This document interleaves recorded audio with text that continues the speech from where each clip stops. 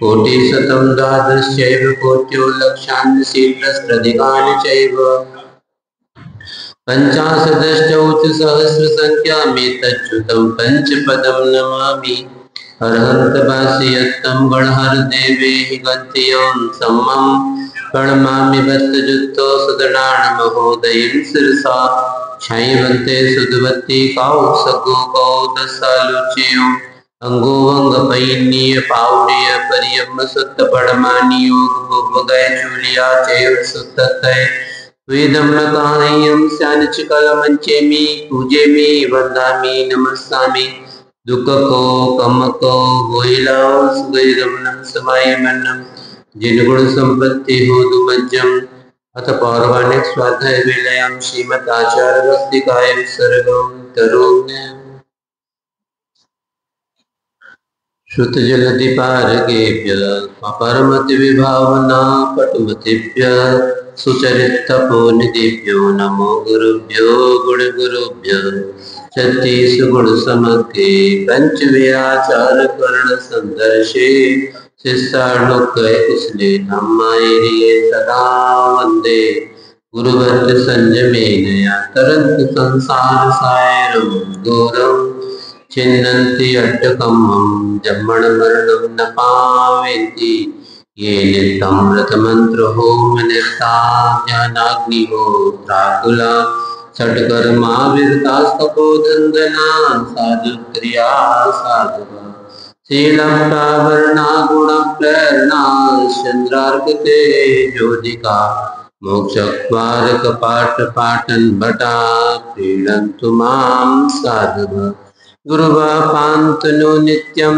ज्ञानदर्शननायका चारित्रार्णव गंभीरा मोक्षमार्गोपदेशका छायवन्ते आयुर्वती कौसगो कौतसालुच्यो समनाण समदर्शन समचरितयुक्ताणं पंचव्याचारणम् ऐर्याणम् आयारादिसुदनाणोपदेश्याणम् अवज्ञायाणम् हीर्याणगुणपालयाणं सब्बसावुडं स्यानिचकलम् अंचेमि पूजेमि वन्दामि नमस्सामि दुख को कम को बोइला सुगैगमनम समय वर्णम जिन गुण संपत्ति उदमच्चम नमो अरिहंताणम नमो सिद्धाणम नमो आयर्याणम नमो उवज्जायाणम नमो लोए सौसावुडम देवादेव श्री ऋषभनाथ जी भगवान की, पटनागंज के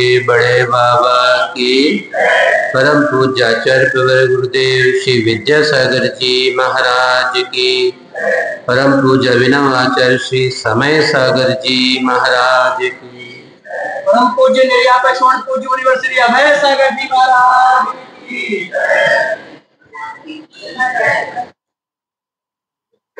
मूक माटी के नाम से आचार्य भगवान गुरुदेव श्री विद्यासागर जी महाराज ने यह ग्रंथ लिखा है। इसके द्वितीय पृष्ठ पर तीसरा जो अनुच्छेद है जिसे पैराग्राफ भी कहा जा सकता है, आज प्रारंभ हो रहा है। काव्यों के अथवा ग्रंथ के प्रारंभ में ऐसी परिपाटी रही है कि किसी भी कार्य के प्रारंभ में मंगल निमित्त हेतु आदि 6 प्रकार के कारकों की व्यवस्था होती है। उसमें पहला कारक है मंगल। जिसे आपकी भाषा में कहा जाए तो आप भी कोई नया कार्य अनुष्ठान प्रारंभ करते हैं तो उसके पहले प्रारंभ करने से पहले क्या करते हैं? मंगलाचरण करते हैं। वह मंगलाचरण क्या है? तो वह मंगल धन आचरण बराबर मंगलाचरण शब्द बनता है। आचरण तो अच्छा है, मंगलात्मक है, मगर मंगल शब्द का अर्थ क्या है? बता सकता कोई? वैसे तो मध्याह्न की कक्षा में वह उसका विवेचन 2 प्रकार से किया जा चुका है, क्योंकि पुरुष लोग तो अपने दुकान पर अपने मंगलाचरण करते रहते हैं, महिलाएं जरूर आ जाती हैं। वहाँ पर जिन सरस्वती नामक पुस्तक में उस विषय को संकलित किया गया है, मंगल शब्द को कितने अक्षर है इसमें? 3 अक्षर हैं, और उन 3 अक्षरों को भी 2 भाग में विभाजित किया गया। एक है मंग और दूसरा ला। क्या मतलब हुआ? वहाँ उसकी विवेचना करते हुए बताया गया कि मंगम यानी सुखम, सुख को जो लाती राती ददाती इति मंगलम, जो सुख को लाता है, देता है, प्रदान करता है, वह मंगल है। एक अर्थ तो यह बताया। दूसरा अर्थ बताया कि मम पापम गल गालयति, मेरे जो पापों को गलाए वह मंगल है। तो ऐसा मंगल करने वाला कार्य किसी भी कार्य को करते समय पहले किया जाता है। अब प्रश्न ये आपके दिमाग में उठ सकता है, उठना चाहिए, भले ही नहीं उठा तो हम उठा दे रहे। यह भी एक विशेष ग्रंथ आचार्य भगवान गुरुदेव श्री विद्यासागर जी महाराज ने लिखा है। इसमें तो कोई मंगलाचरण देखा आपको क्या? क्योंकि प्रारंभ है सीमातीत शून्य में नीलिमा बिछाई, इसके पहले तो कुछ कहा नहीं। एक हमने जैसे आपको बताया था, क्योंकि भूलने की आपकी आदत है, फिर भी हम स्मरण करवा देते हैं कि इस ग्रंथ पर देश और विदेश से 284 समीक्षाएं, समालोचनाएं देश के शीर्षस्थ मूर्धन्य विद्वानों के द्वारा लिखी गई। कितने लोगों ने लिखी? 284। उसमें भारत के भी थे, भारत से बाहर के भी थे, कश्मीर से लेकर के कन्याकुमारी तक के थे, और आसाम से लेकर के गुजरात तक के अलग अलग प्रदेशों के अलग अलग नगरों के वह ख्याति लब्ध विद्वान जो साहित्य के मनीषी कहलाते हैं, उन्होंने अपनी अपनी दृष्टि से इस ग्रंथ को पढ़ा और फिर पढ़ करके उन्हें जो समझ में आया वैसा लिखा। जैसे कि आप भोजन करते हैं और वह खाने की सबकी अभिरुचियां भिन्न भिन्न होती हैं। किसी को जब तक भोजन में मीठा न मिले तब तक उनका पेट ही नहीं भरता, और किसी को जब तक नमकीन ना खाने मिले, जैसे हम लोग सिरोंज में थे, सिरोंज में लोगों ने बताया कि महाराज यहाँ एक चीज की बड़ी प्रसिद्धि है। क्या? वहाँ हर व्यक्ति को, चाहे छोटा हो चाहे बड़ा हो, भोजन में सेव चाहिए ही चाहिए। कौन सा सेव? सेव वाले, फल वाले सेव नहीं, हाँ, और उसमें भी पर्याप्त मात्रा में क्या होना चाहिए? आचार्य भगवान के सानिध्य में वहां पर पंचकल्याणक हुआ था, उनके साथ में हमें भी जाने का मौका मिला था, और पहुंचते पहुंचते थोड़ा सा लेट हो गया, क्योंकि खेतों से रास्ता था, शॉर्टकट के चक्कर में वो शॉर्टकट के स्थान पर लांग क्या भैरी लॉन्ग हो गया, और जो लगभग 9 बजे प्रवेश था वो लगभग 11:30 बजे प्रवेश हो पाया। वो भी पूरे साधु एक साथ नहीं पहुंच पाए, कछु ये रास्ता से गए, कछु ये रास्ता से गए, क्योंकि खेत के रास्ते थे, और संयोग से उसके एक दिन पहले ही, मतलब उसी दिन रात में वहाँ की जो नहर थी, नहर खोली गई, तो नहर के कारण से जहाँ जहाँ रास्ते थे सब बंद हो गए।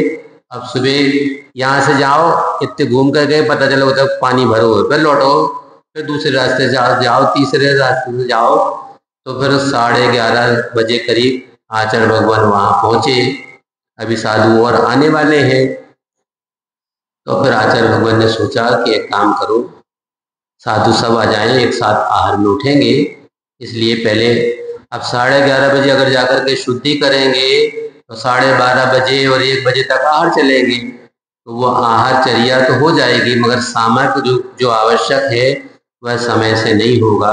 इसलिए पहले सामायिक कर लेते हैं, तब तक और साधु आ जाएंगे, सब लोग एक साथ आहार में उठेंगे। इसलिए सामायिक के बाद उठने का निर्णय हुआ।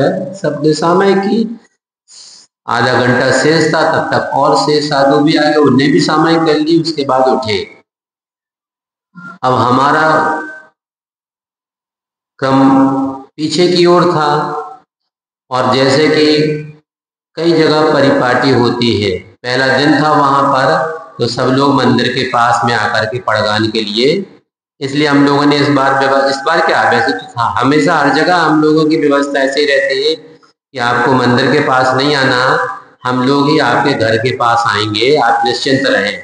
अब देर हो सकती है मगर दुरुस्त होगी, ऐसा आप विश्वास मान करके चलें। तो वह पास में एक त्यागी वृत्ति पड़गाने के लिए खड़े थे। हमने सोचा चलो पास के पास में पहुंच जाएंगे, मगर हमने सोचा कि जैसे सबसे पास होंगे, बेस उनका चौका सबसे इस मोहल्ला में नहीं, उस मोहल्ले में था। चलो ठीक है, जिस मोहल्ले में जहाँ है गाड़ी तो वहीं जाएगा, गाड़ी जाएगी जहाँ पेट्रोल पंप होगा, पेट्रोल पंप में ही डीजल पेट्रोल भरा जाता। अब वैसे आज के जमाने में तो कुप्पी में ले करके रास्ते में भर लेते, मगर अपनी कुप्पी वाला सिस्टम नहीं है। तो वहां पहुंचे, और जब इलक अवस्था थी उस समय पर, इसलिए पूजन तो होना नहीं थी, थाली दिखाई, आहार शुरू हो गए। आहार शुरू किए और पहला ही ग्रास मुंह में गया, क्योंकि पर्याप्त मात्रा में उसमें हरी मिर्ची भी थी, लाल मिर्ची भी थी, और रही सही कसर बची तो काली मिर्ची भी थी, और गरम मसाला तो डल ही डला था, तो गरम मसाला में भी पर्याप्त रहती ना मिर्ची। तो ऐसी वह किसी की मिर्ची खाने की आदत होती है, किसी की मीठा खाने की। गुजरात में अगर भोजन करने के लिए जाएं और भोजन में अगर उन्होंने बीच में पापड़ परोस दिया, इसका मतलब है कि टी एंड का समय आ गया, इसलिए भोजन के अंत में ही पापड़ वहां परोसा जाता है मुंह को साफ करने के लिए। और बुंदेलखंड में अगर पापड़ में हो तो एक कोर तक भीतर न घुसे, है कि नहीं। तो इसलिए सबकी अलग अलग अभिरुचि होती है। ऐसा ही एक समीक्षक ने लिखा कि इसमें मंगलाचरण क्यों नहीं किया। उन्होंने विचार करने के बाद लिखा, संभव है इस ग्रंथ का रचनाकार स्वयं पंच परमेष्टि में से एक मध्य के परमेष्टि कौन होते हैं, आचार परमेष्टि होते हैं, वह स्वयं मंगल रूप में है, इसलिए उन्होंने मंगलाचरण ना किया हो तो कोई बड़ी बात नहीं, मगर इतने से थोड़ा सा मन भरता नहीं है। तो फिर उन्होंने दूसरा एक युक्ति लगाई, ऐसा भी संभव है कि नमस्कार मंगलाचरण में अपन जो अपने आराध्य होते हैं उनको नमस्कार करते हैं, करते कि नहीं करते। तो नमस्कार में क्या करते, अगर भारतीय हो तो जैसे आपके मित्र हो, भाई साहब जय जिनेन्द्र, नमस्ते, ऐसा कुछ करते हैं। गुरु महाराज हो तो बैठ करके पंचांग पूर्वक नमस्कार किया जाता है।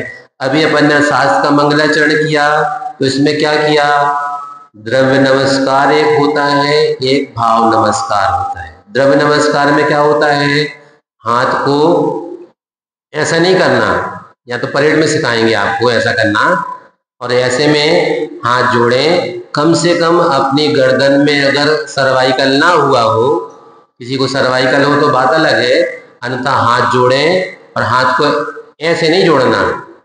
कैसे, ऐसे जोड़ना, ऐसे ऐसे जोड़ना। तो फिर कैसे जोड़ना, मानो आपके इन करों को पाखुड़ी का आकार दे करके चाहे कमल मान लें अथवा श्रीफल मान लें, और फिर ऐसे करना है? नहीं, ऐसा करें और अपने गर्दन को झुका करके नीचे की ओर ले जाएं, और अगर बन सके तो पंचांग जब नमस्कार करें तो अपना मस्तक जमीन को स्पर्श कर जाए, ये कहलाता है द्रव्य नमस्कार। भाव नमस्कार क्या होता है? हमने भावों में ही गर्दन यहीं झुका ली, हाथ जोड़ लिए यहीं झुका करके, और भाव पूर्वक यहाँ बैठ करके भी आप सिद्धालय में बैठे हुए जो अनंतानंद सिद्ध परमेष्ठी भगवंत हैं उनको यहाँ बैठ करके ही नमस्तु निवेदित कर सकते हैं। ऐसा उन्होंने समीक्षक ने लिखा कि संभव है कि इन्होंने द्रव्य नमस्कार अथवा भाव नमस्कार कर लिया हो और भाव नमस्कार पूर्वक इस ग्रंथ का मंगलाचरण कर लिया हो, जो हमें देखने में नहीं आ रहा है, इसलिए भी मंगलाचरण मान लेना चाहिए।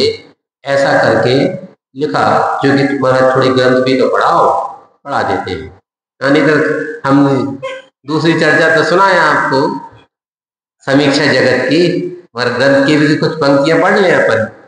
तीसरा अनुच्छेद, अबला बालाएं सब, इसकी थोड़ी सी पूर्व भूमिका आपको बता दें ये क्या है, क्योंकि वो 4 दिन का अंतराल पड़ गया ना महाराज। हमारे तो ऐसी परिपाटी है कि आगे पाठ और पीछे ऐसो है का नहीं महाराज, थोड़ी बहुत तो हमें याद है। तो यह क्या याद है, यहाँ के पूर्व पृष्ठ में और इस पृष्ठ में ऊपर की ओर पंक्तियां जो है, इसमें प्रातःकालीन दृश्य को आचार्य भगवान ने प्रतिपादित किया है कि अभी अंधकार था और आकाश में अंधकार था, धीरे धीरे जिसको बुंदेलखंड में कहते हैं पौ फट रही थी, है कि नहीं? तो कौन दिशा में, पश्चिम दिशा में होती कि दक्षिण दिशा में?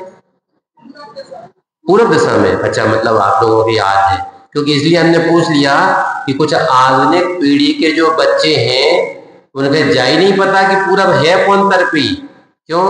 क्योंकि वे 8 बजे, कोई भैया साहब 9 बजे, कोई भैया साहब 10 बजे सोकर उठते हैं, उन्हें क्या पता कि सूरज कौन तरफी से निकला। मगर जिन्होंने देखा है कि पूर्व दिशा से ही वह सूर्य निकलता है, तो इसलिए लिखा प्राची के अधरों में मुस्कान है और सिंदूरी राग की आभा विस्तृत हो रही है। पंक्तियां नहीं पढ़ रहे, हम आपको संक्षेप में बता रहे हैं। और सरोवर पास में मान लो अगर हो तो उसमें कुमुद भी खिले हैं और कमल भी हैं। अब रात्रि का समय था इसलिए कुमुद तो खिले हुए थे, किंतु अब प्रातः काल हो रहा है इसलिए कुमुदिनियां बंद हो रही हैं। क्यों बंद हो रही हैं? तो कारण बता दिया आचार्य ने कि वह कुमुदनी जो खिलती है कब खिलती है? रात्रि में। और रात्रि में क्या रहता है आकाश में? चंद्रमा, है कि नहीं? इसको आप चांद भी कह सकते हैं। और बच्चे तो गाने ही गाते हैं, चंदा मामा दूर के। हम पुड़ी उड़ी ने बनवा रहे हैं, नहीं तो पुड़ी बनवा लो। तो वह चंद्रमा के कारण से, चंद्रमा मानो उनका पति है। किनका? जिस प्रकार से हमने बताया था आपको कि सूर्य को एक नाम है कमल बंधु, कमलों का बंधु होता है। तो वह कमल अपनी किरणों रूपी हाथों को भेज देता है उन पाखुड़ियों के पास में जो बोणी के रूप में थे कमल। अब जैसे ही कमल बंधु की किरणें उसके पास पहुंचती हैं, कमलों के पास, बोणियों के पास, तो वो धीरे धीरे ऐसा था, ऐसी बोणी रहती है और वो ऐसी धीरे धीरे धीरे धीरे धीरे खिलने लगती है, खुलने लगती है। आचार्य से हमने बताया था आपको, कली ना खिली खुली अंगुली से समझो योग्यता क्या है। एक आध शब्द आगे पीछे हो सकता है हाइकु में। तो आचार्य भगवान ने लिखा कि देखो, आपके हाथ में अगर वो कमल की बोड़ी पकड़ा दिया जाए तो आप ऐसे करके अगर उसकी पापड़ी को खोलना चाहो तो आपकी उंगलियों से वो खुलने वाली नहीं है। फिर क्या होगा? संसी ले आओ, संसी से खोल दे, प्लास ले आओ, प्लास से खोल दे, इन सब से नहीं खिलेगा। फिर क्या होगा? उसका बंधु सखा आ जाएगा तो वो अपनी किरणें भेजेगा और ये ऐसी खिल जाएंगी। उसी प्रकार से वह कमलनी खिल रही हैं, चांदनी को नहीं देख पाती आंखें खोल करके, वो प्रसंग हो चुका। अब बता रहे हैं आकाश की स्थिति क्या है।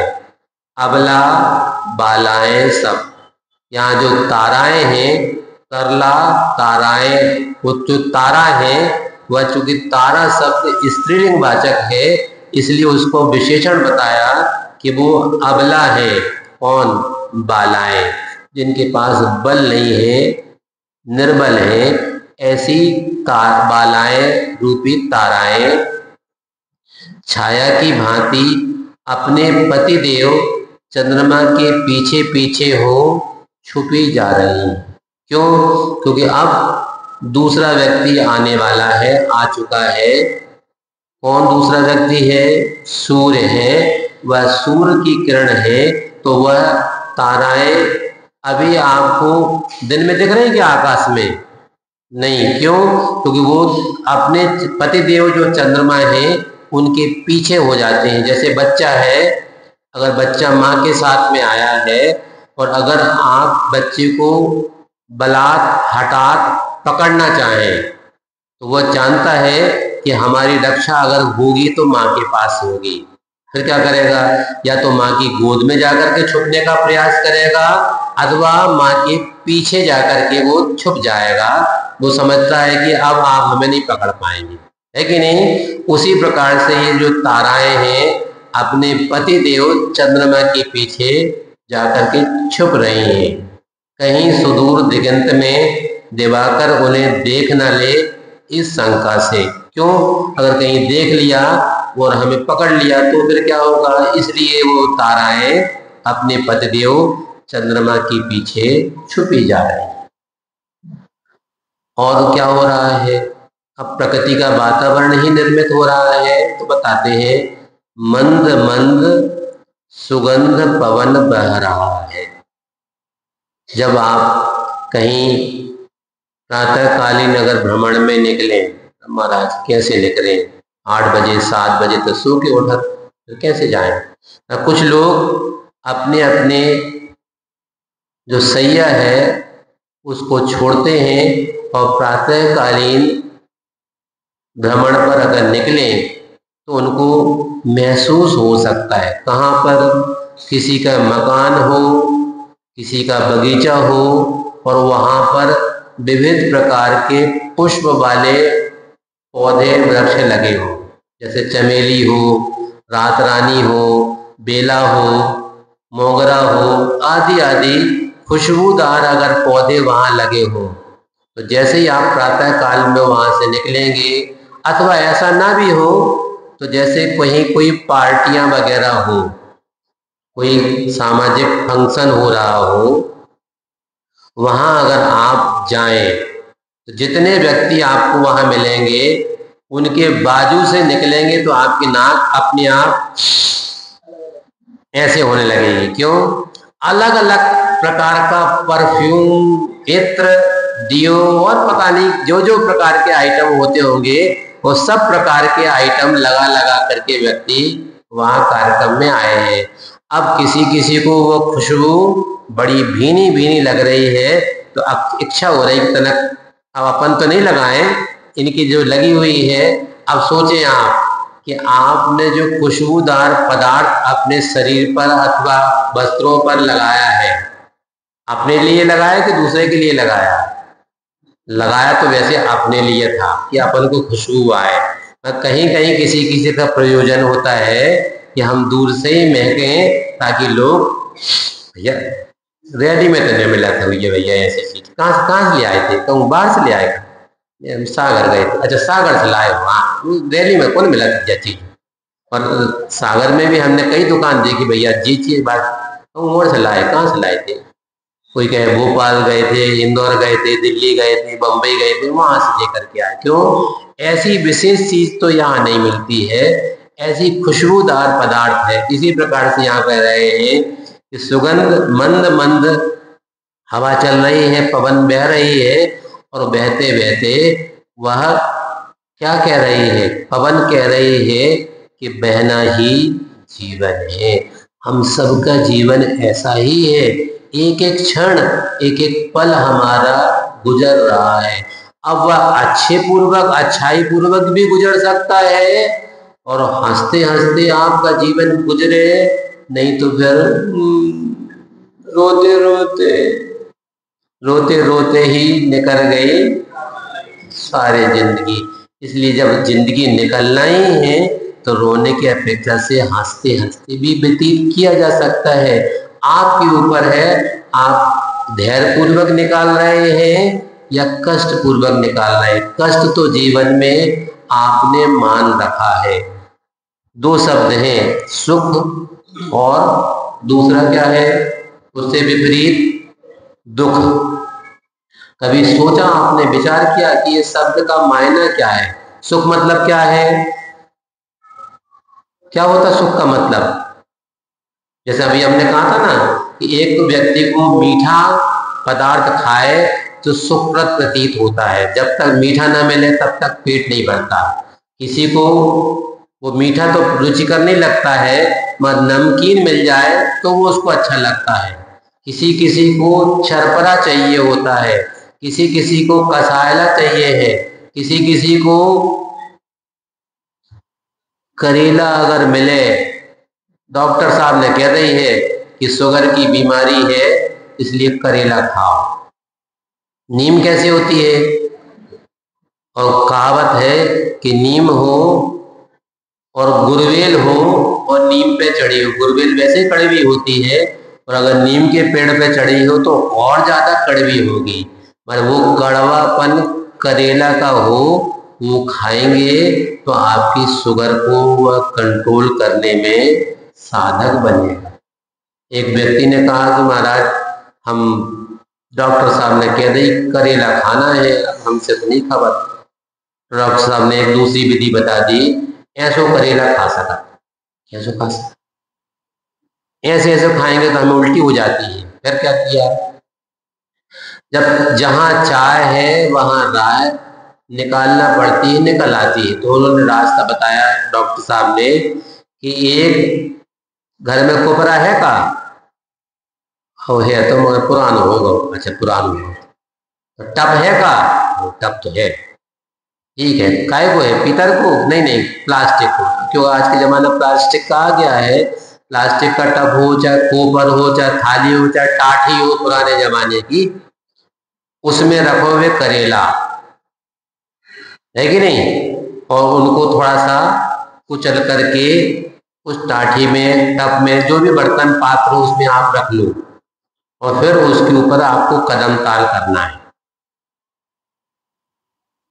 कब तक करना है? जब तक वो कुचलते रहेंगे, ऐसे ऐसे पैर आप उसके ऊपर रखते रहे, जब तक, कब तक? जब तक कि उसका स्वाद आपके जिह्वा तक ना पहुंच जाए। मतलब उसका असर आपकी बॉडी पर पूरा का पूरा आ चुका है। भोपाल में थे और VIP रोड पर जो बड़ा तालाब है ना, वहां पर शौच क्रिया के लिए जाते थे। जाते समय तो नहीं मिलता था, आते समय एक व्यक्ति वहां खड़ा मिलता था, और एक फोल्डिंग टेबल ला करके वो जमा लेता था। उसमें अलग अलग प्रकार की शीशी बर्नियां रखा रहता था, और लिखा था यहाँ विविध प्रकार के रस मिलते हैं। सुबह सुबह से रस कौन पीता होगा? तब पता चला कि महाराज जितने ये घूमने आते हैं ना VIP लोग, क्योंकि VIP रोड है तो VIP लोग आते हैं, यहाँ करेला का जूस, नीम का शरबत मिलता है, वो पी पी करके अपनी मधुमेह को दूर करने का प्रयास किया जाता है। तो वह जो कड़वे पदार्थ हैं, स्वाद में भले ही कड़वे हैं, किंतु आपके शरीर के आरोग्य वर्धन में कारणभूत होते हैं। इसलिए यहाँ कहा है कि बहना ही जीवन है। हम बता रहे थे सुख और दुख के बारे में। तो सुख और दुख क्या है? आचार्य भगवान ने एक बार बताया था, सुख और दुख दो शब्द हैं, इन दोनों शब्दों में एक एक अक्षर कॉमन है, दोनों में है। कौन सा शब्द कॉमन है? ख, खरगोश का ख दोनों शब्दों में है, सुख में भी है और दुख में भी है। उसको साहित्य में खा कहते हैं इंद्रियों को। तो जो इंद्रियों को सु यानी अच्छा लगे वो है सुख, और जो इंद्रियों को दु बुरा लगे हुआ है दुख। अब सुख किसी को मीठा खा करके लगता है, किसी को नमकीन खा करके लगा, किसी को चरपरा तो किसी को कसायला, सबका स्वाद भिन्न भिन्न है। किसी किसी को पुराने जमाने में देखते थे, जैसे पंगत होती थी ना, ज्योनाल जिसको आप कहते हैं, उसमें क्या होता था, जब गिद्ध भोज नहीं होता था, गिद्ध भोज समझते, छीना झपटी वाला भोज, उनकी प्लेट में से जन निकाल ले, उनमें से पहले क्या होता था, पंक्ति भोज कहलाता था। बैठ जाओ लाइन से, एक व्यक्ति आएगा सबके सामने पत्थर रखता जाएगा, दूसरा व्यक्ति आएगा वो दोना रखता जाएगा, तीसरा व्यक्ति आएगा एक चौकूला लेकर के आता था, उसमें नमक मिर्ची अचार और चौथी जो भी आइटम हो वो परोस गया। एक व्यक्ति आएगा, वो एक व्यक्ति पकड़ेगा, एक व्यक्ति ऐसो न मुट्ठा भरो और बूंदी रख दो, दूसरा आओ तो मुट्ठा भर करके सेव रख दो, तो मैं खाने हो तो खाइयो, फेंकने हो तो फेंकियो, हमें नहीं जाने, मैं हमारा काम तो परोसने का है, हमने परोस दिया। अब मुट्ठा भर करके जिसको बूंदी मिली उसका तो बारी न्यारी हो गई, क्योंकि उसको तो मीठा बहुत पसंद था, और जो इतने से वो धर रहे जो कुखे है कि नहीं, और जिसको नमकीन पसंद था वो नमकीन खाता था, उसमें और नमक मिर्च मिला करके खा रहा है। तो वह सुख यानी जो इंद्रियों को अपने अपने लिए अलग अलग है। जैसे गर्मी है, अभी किसी के सामने पंखा नहीं है तो वो यहाँ सभा में आकर के बैठेगा, पहले नीचे नहीं देखा, नमोस्तु बाद में करेगा, पहले क्या देखेगा, चक्र रखने कहाँ चल रहे हैं, है कि नहीं, उधर जाल करके अपन को बैठना है। तो वो अपने अपने इंद्रियों के लिए सुखप्रद प्रतीत हो, ऐसा पंखा किया, पंखा भी नहीं है तो कूलर की तरह रखे, रखे तो देखे थे हमने, ऊंचे लेगा लगता है, तो कूलर की हवा कहाँ आ रही है, वहां बैठने का प्रयास करेगा। और जिसको वो अगर निमोनिया हुआ हो, उसको वो हवा बिल्कुल एकदम विपरीत प्रतीत होती है, वह उसको अच्छी नहीं लगती है। उसी प्रकार से सुख और दुख अपने अपने मन की धारणा के अनुरूप होता है। नहीं बत्तु दो दो बंदो अजवसाणीण हुई बंदो, ऐसा ग्रंथराज समय पाउड़ में आचार्य कुंद कुंद भगवान ने लिखा है। वास्तव में वस्तु बंध के लिए कारण नहीं होती है, वस्तु राग द्वेष के लिए कारण नहीं होते हैं, हमारे उसके प्रति रुझान, हमारे भाव ही बंध के लिए कारण होते हैं। इसलिए बहना ही जीवन है, बहता बहता कह रहा है। कौन कह रहा है? वह पवन जो बह रहा है, क्योंकि वह पवन पुल्लिंग में है, इसलिए बहता बहता कह रहा है। क्या कह रहा है? लो सुनो, लो, यह संधि काल है ना। संधि काल से तात्पर्य क्या है? अभी न दिन रात है और न पूर्णतया दिन हुआ है, इसलिए संधि काल है। तो संधि काल कितने होते हैं? वैसे तो 4 होते हैं। कौन से 4 होते हैं? एक सूर्योदय, सूर्यास्त मतलब रात्रि का अभाव, दिन का प्रादुर्भाव उस समय होता है। एक होता है मध्याह्न काल में, जब पूर्वाह्न काल का समापन हो गया, मध्याह्न काल का आगमन हो रहा है। इसी में मुखमाटी में आने वाला है कि वो तीनों संध्याओं में, नंदीश्वर भक्ति है उसमें भी लिखा है, तीनों संध्याओं में मन से, वचन से और काय से उन भगवानों का स्मरण करें, इसलिए वह मध्याह्न काल का संधि काल है। और एक सायं काल में भी आता है कि शाम का अभाव हो रहा है और रात्रि का आगमन हो रहा है। महाराज 3 तो बता दे, चौथी और बताओ। चौथा काल आता है जब आप हो अर्धनशा का सन्नाटा, जब हम खर्राटे लेकर के सोते हैं, तब वह कैसे पता चले आपको, है कि नहीं? तो वो आपको ज्ञात नहीं होता, किंतु साधक साधना करते हैं। वो कुछ साधक उस रात्रि के काल में भी जागृत होकर के आत्म ध्यान आत्मचिंतन आदि में तल्लीन हुआ करते। इसलिए कहा जा रहा है, लो यह संधि काल है ना, महक उठी सुगंधी है। और चूंकि सुगंध महक रही है यहाँ पर छोर छोर तक चारों ओर, वह कुछ का दायरा अगर सीमित हो तो वह, जैसे हमने देखा था, वो कुछ लोग पुराने जमाने में इत्र की पेटी लेकर के आते थे, गांव गांव घूमते थे और अलग अलग शीशियां रहती थी जिनमें विविध प्रकार की इत्र रखा करते थे वो। फिर एक कांड़ी ऐसी लंबी रहती थी, उसके कोने में छोर में रुई फसाई,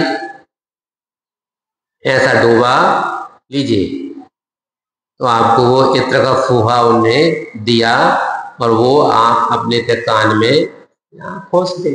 अथवा हमने देखा, अब आज के जमाने में तो मॉडर्नाइज जमाना है, पहले जैसे विवाह आदि के कार्यक्रम होते थे, लगन आदि के कार्यक्रम होते थे, उस समय पर जो लोग आए हैं उनका स्वागत किया जाए तो क्या करते थे, एक इत्र दान होता था, उसमें इत्र लगाया,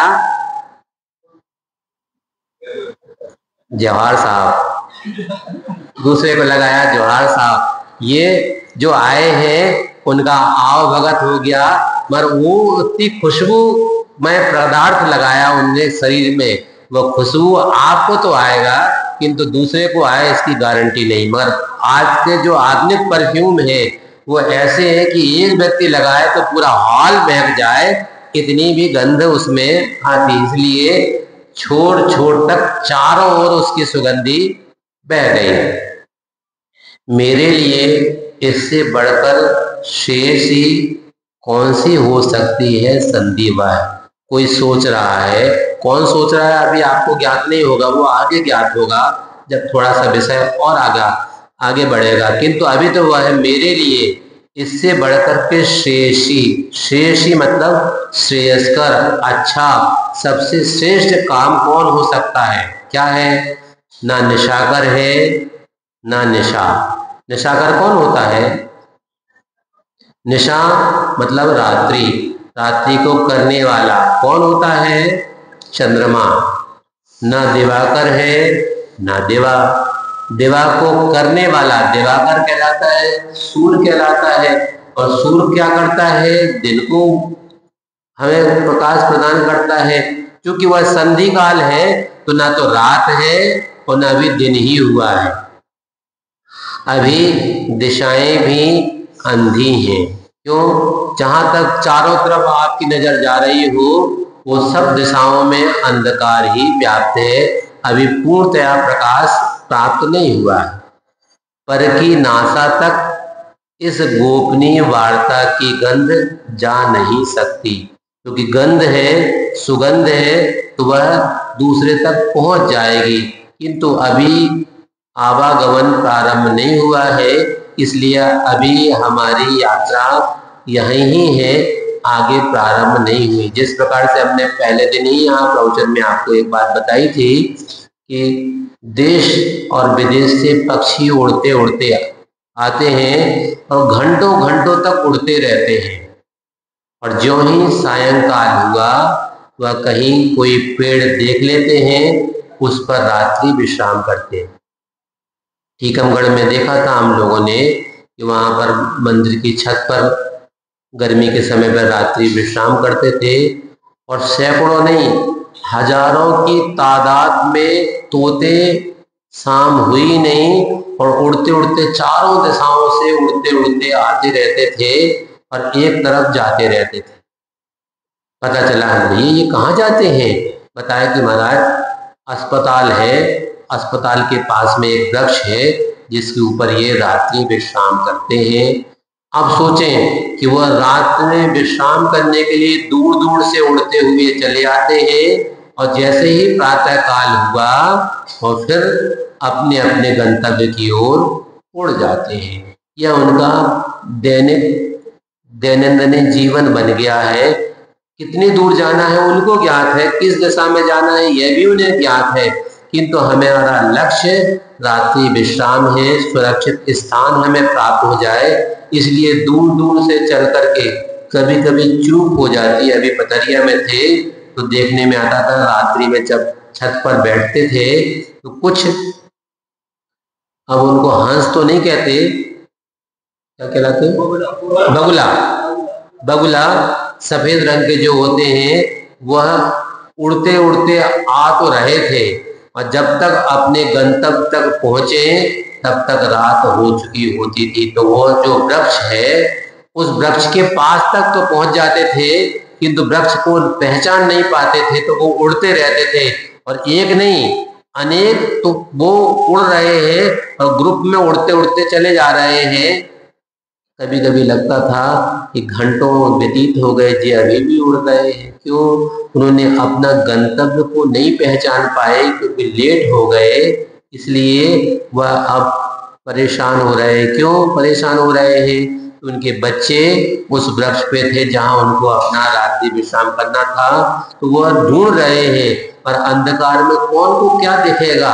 आपको भी कभी कभी ऐसा होता है कि जैसे मान लो आप अपने घर में हैं और घर में भी अपने चिर परिचित जो आपका कक्ष है उसमें है, आपको सब ज्ञात है कि यहाँ अलमारी है, यहाँ खिड़की है, यहाँ दरवाजा है और कौन सामान कहाँ रखा है, आपको एक एक चीज का ज्ञान है।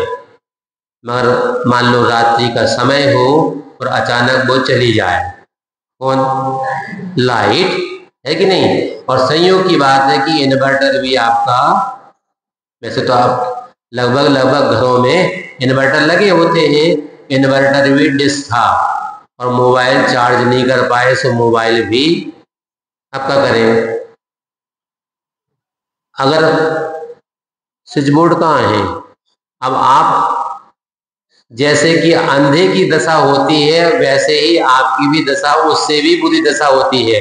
अंधा व्यक्ति तो फिर भी अनुमान से चला जाता है। ललितपुर में हमने देखा था, बाहुबली नगर है वहां पर जिनालय के 4 लाइन छोड़ करके एक वृद्धा अम्मा रहती थी और उनको दिखता नहीं था, दोनों आंखों से नहीं दिखता था, इसलिए उनको अंधा नहीं कहा जाता, साहित्य की भाषा में कहा जाता प्रज्ञा चक्षु। क्या कहा जाता है? प्रज्ञा यानी ज्ञान ही विशेष ज्ञान है, वही उनकी अब चक्षु बन चुकी हैं। तो वो वहाँ मंदिर का माली कहता था, महाराज जी ये दादी अम्मा सुबह सुबह से 5 बजे आ जाती हैं, कई बार तो हमें जगाती कि भैया दरवाजा खोलो, काहे के लाने, भगवान के दर्शन करने हैं। अब हंसी आती है कि इनको दिखता तो है ही नहीं, ये काहे का दर्शन कर रहे हैं, पर अंतरंग की श्रद्धा है, अंतरंग की भावना है कि हमें तो श्री जी के पास जाना है। और मंदिर आकर के 5 बजे मंदिर आ गई हैं, उसके पहले उनने कब सो करके उठे होंगे, कब तैयार हुई होंगी, कब नहाया होगा, तो कब रास्ते में 3 जगह नालियां पड़ती हैं तो वे नालियों को भी नाक करके बिना किसी को सहायता लेकर के मंदिर आ गई हैं। उनको तो दिख रहा है, तो कई बार जिनकी आंखें हैं उनके उपट्टा लगो धड़ाम से नीचे गिरे, तो उनको नहीं दिख रहा, क्या दिखता तो है, मगर कमरे में आप भी लाइट चली गई हो तो आप भी उस प्रज्ञा चक्षु के समान। इसलिए यहाँ कहा जा रहा है इस गोपनीय वार्ता की गंध जा नहीं सकती, ऐसी स्थिति में उनके मन में कैसे जाग सकती है दुरभिसंधि। वह दुरभिसंधि कब होती है? संधि तो होती है किंतु दुरभिसंधि होती है जब किसी से कोई बदला लेना हो, तो वह होती है दुरभिसंधि। इसलिए ऐसी अवस्था अभी आपने जैसे देखा होगा, सुना होगा, और आज के जमाने में तो बिट्टू का जमाना है, मोबाइल सबके पास में है, मान लो मोबाइल में ना भी देख रहे हैं तो टीवी तो है ही।